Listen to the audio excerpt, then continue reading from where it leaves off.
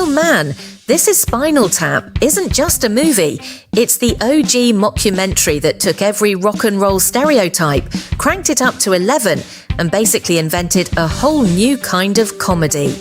Rob Reiner made his directorial debut with this 1984 classic, poking fun at British heavy metal bands, giant egos, and legendary tour disasters. You've got Christopher Guest, Michael McKean, and Harry Shearer as the clueless trio at the heart of Spinal Tap. And Rob Reiner himself shows up as Marty D. Berge, the totally baffled filmmaker trying to document their chaos. Nearly all the dialogue totally improvised. That's why the whole thing feels so real. It's basically just funny people riffing and getting lost in the absurdity. So what's the story? The rockumentary follows Spinal Tap's 1982 US tour to promote their latest album, Smell the Glove. You get all kinds of fake backstory. They started as a weird skiffle band called The Originals, then The New Originals, then back again, had a trippy hippie phase, and then rebooted as Heavy Metal Gods. The core members, David St. Hubbins, Nigel Tufnell and Derek Smalls, are rock legends, with keyboardist Viv Savage and drummer Mick Shrimpton, who's, just the newest in their very unfortunate line of drummers. Seriously, no one knows how so many exploded or choked in accidents. Things don't exactly go well. Gigs get cancelled, their album cover is considered too offensive and replaced with a generic black sleeve, and the band starts unravelling. Especially when David's girlfriend Janine decides she's going to help manage things on tour. Next thing you know, they're arguing over astrology-themed stage props, getting hopelessly lost backstage, and having mini meltdowns about whose band it really is. And the iconic moments? Oh, there are plenty.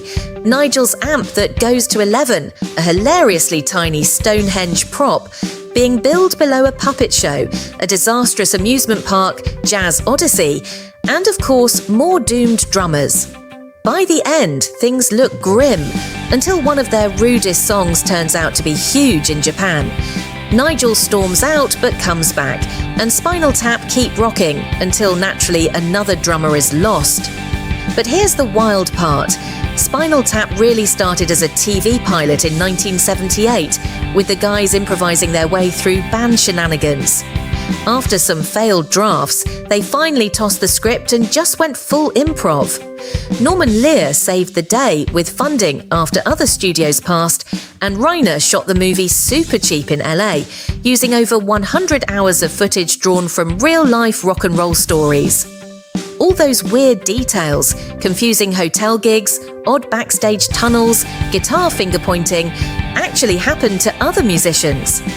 The Elvis graveyard, totally fake, but man, it fits.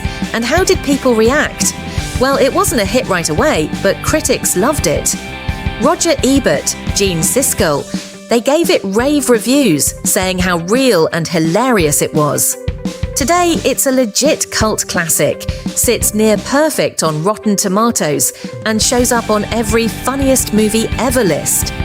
Real musicians, from Jimmy Page to Kurt Cobain, instantly got the joke, though a few bands thought Spinal Tap was real when it first dropped.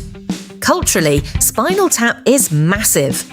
It didn't just invent the modern mockumentary, it gave us up to 11, inspired everything from The Office to Parks and Rec, and even landed a spot in the National Film Registry. J.K. Rowling even dropped a tap reference in Harry Potter. The legend keeps growing. Multiple albums, live tours, Simpsons cameos, a 1992 TV movie, a 2018 comic book, and Spinal Tap 2 coming in 2025 with guest spots from actual superstars like Elton John and Paul McCartney. If you want more, there's even a concert film. And the music, believe it or not, every song is an original by the cast and it shreds. The first album was released with the movie, but there's more. Break Like the Wind, Back from the Dead, and even a solo album from Harry Shearer. After a big legal fight, the guys got their music rights back too, which is only fair. Bottom line, This Is Spinal Tap isn't just a movie, it's the ultimate hilarious guide to everything ridiculous and kind of awesome about being in a band. And yeah, it's still the only movie that goes up to 11. Hey, want more awesome 80s movies? Subscribe to Movies of the 80s on YouTube and Substack for even more nostalgia and deep dives.